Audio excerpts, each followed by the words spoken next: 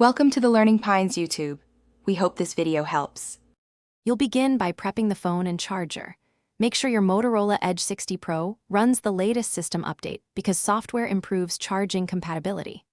Once done, place a Qi-certified wireless pad on a flat surface and connect it to a proper power adapter. That ensures consistent current.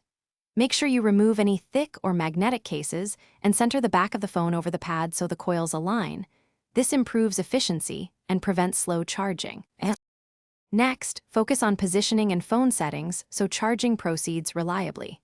You should align the phone's camera or logo roughly over the pad center to maximize coil overlap. Even small shifts cut efficiency.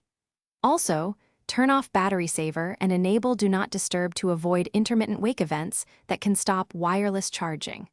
Finally, watch the phone's charging indicator and the pad's LED. They confirm the connection and help you fine-tune placement for steady, faster charging. To finish, leave the phone centered on the pad until charging reaches the desired level and avoid heavy phone use that creates extra heat and slows charging. If charging is slow or intermittent, make small position adjustments, switch to a known good USB cable and adapter, or briefly remove the case again to rule out obstruction.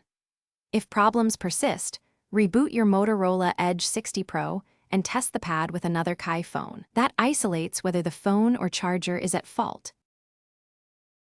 Thanks for watching. Consider subscribing if we helped you.